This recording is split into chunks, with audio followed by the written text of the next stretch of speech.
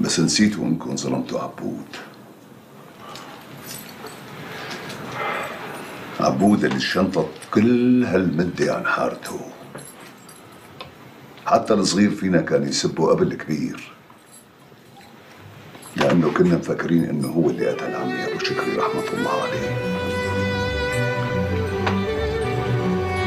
حاول كتير إنه فهمنا إنه مو هو اللي قتله، بس كان حقدنا على عبود عامي على عيوننا.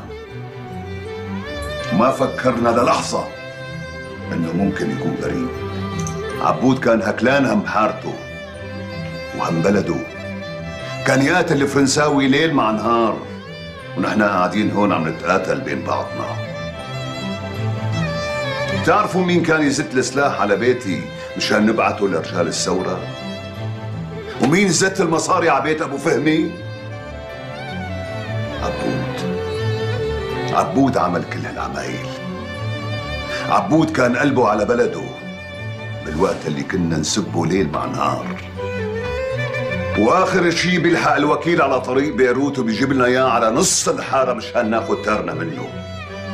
هذا هو عبود يا رجال. هو ما تخلى عن حارته رغم انه نحن كلياتنا تخلينا عنه وانبسطنا لما سمعنا خبر موته. الله يلعن الشيطان، نحن ظلمناه لعبود، ان شاء الله يقبل يسامحنا. والله ما عاد ينفع الندم يا شيخي. الشيء اللي بينفع هلا يا رجال انه ندور على عبود ونرجعه.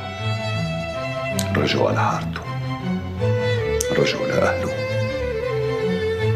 نرجعه لخالته ام ياسين اللي بكت دم على